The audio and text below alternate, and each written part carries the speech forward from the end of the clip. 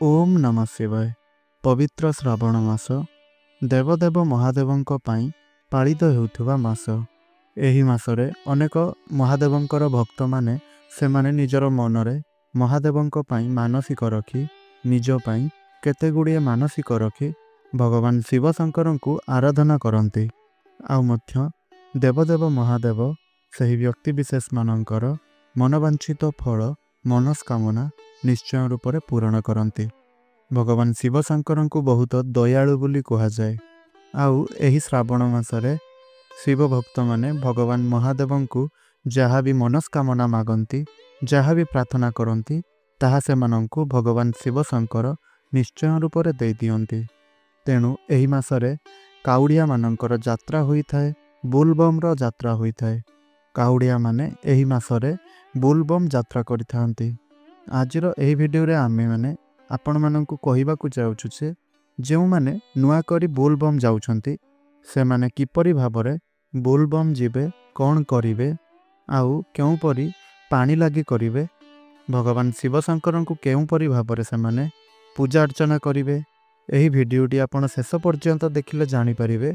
आउ विशेष भाबरे एही थर केते पाळी पडु अछि, बोलबम जिबार कौन रहिछि नियम, संपूर्ण वीडियो को आपण देखिला परे ताहा संपर्क रे आपण जानि परिवे।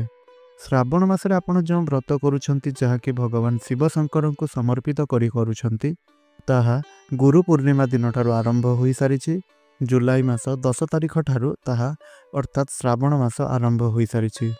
तेबे जो व्यक्ति विशेष माने श्रावणर व्रत करिबा पई चाहुछंती गुरु पूर्णिमा पर दिन पाखरु आपण व्रत निश्चय रूप से तो आरंभ करिथिबे।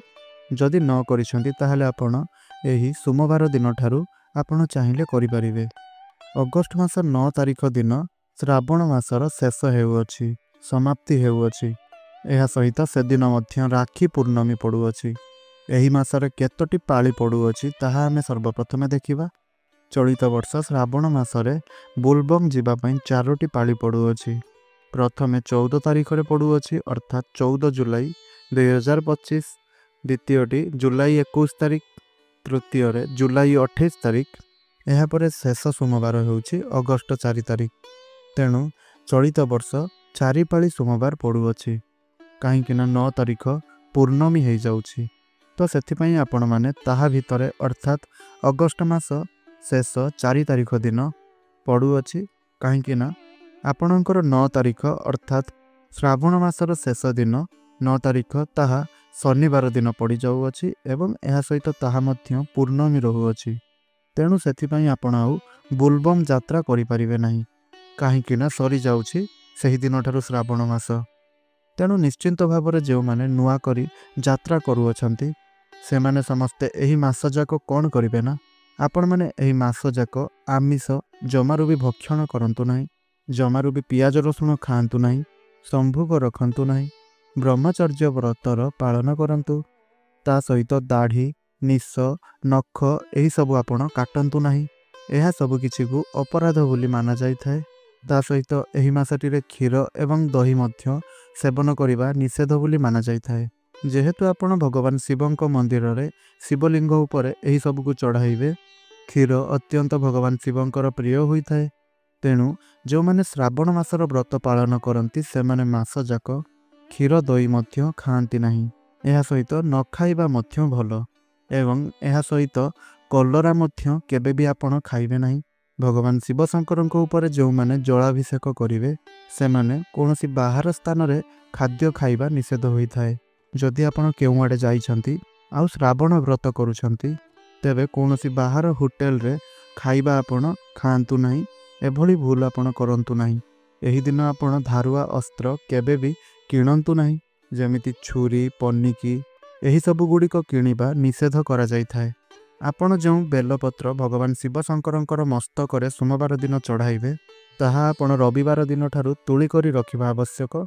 ताहाको आनी आपण पानी रे पकाई देबे, ताहा निश्चय भावरे सतेज रहिबो।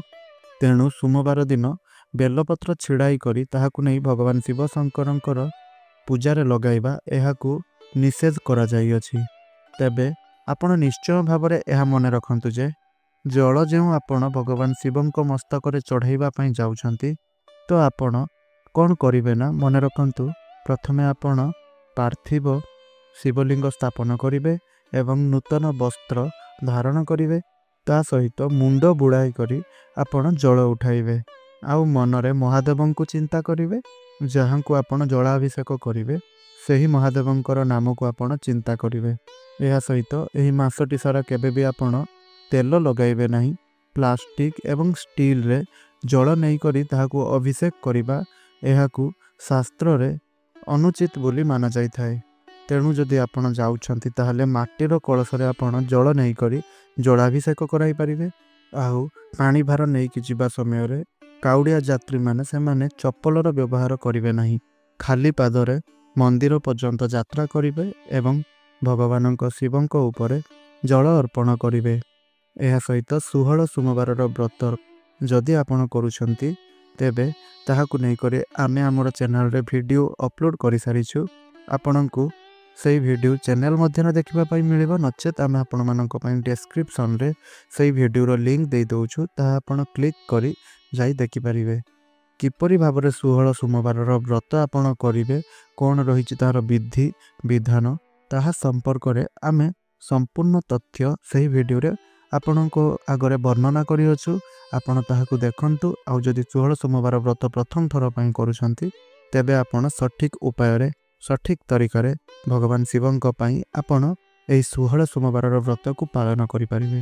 ଏହା ସହିତ ଯଦି ଆପଣମାନେ ଚାହୁଁଛନ୍ତି କି ଏହି ଶ୍ରାବଣ ମାସରେ କ'ଣ ଖାଇବା ଉଚିତ କ'ଣ ଖାଇବା ଅନୁଚିତ ତାହା ସମ୍ପର୍କରେ ଜାଣିବା ପାଇଁ, ତେବେ ଆପଣ କମେଣ୍ଟ ବକ୍ସରେ ଏହା ଲେଖିଦିଅନ୍ତୁ ଯେ ଶ୍ରାବଣ ମାସରେ କ'ଣ ଖାଇବା ଉଚିତ ଏବଂ ଅନୁଚିତ ତାହା ଉପରେ ଏକ ଭିଡ଼ିଓ। ତ ନିଶ୍ଚୟ ରୂପରେ ଆମେ ଆପଣମାନଙ୍କ ପାଇଁ ଏକ ଭିଡ଼ିଓ ପ୍ରସ୍ତୁତ କରି ନେଇ ଆସିବୁ। ସେଥିପାଇଁ ଆପଣମାନେ ଆମର ଏହି ଚ୍ୟାନେଲକୁ ସବସ୍କ୍ରାଇବ୍ କରି ରଖନ୍ତୁ, ଭିଡ଼ିଓଟିକୁ ଗୋଟିଏ ଲାଇକ୍ କରନ୍ତୁ ଏବଂ ଆମର କମେଣ୍ଟ ବକ୍ସରେ ଓମ୍ ନମଃ ଶିବାୟ ହର ହର ମହାଦେବ ନିଶ୍ଚୟ ରୂପରେ ଲେଖନ୍ତୁ। ତେବେ ବନ୍ଧୁମାନେ, ଆଶା କରୁଛି ଭିଡ଼ିଓଟି ଆପଣଙ୍କୁ ନିଶ୍ଚୟ ରୂପରେ ଭଲ ଲାଗିଥିବ।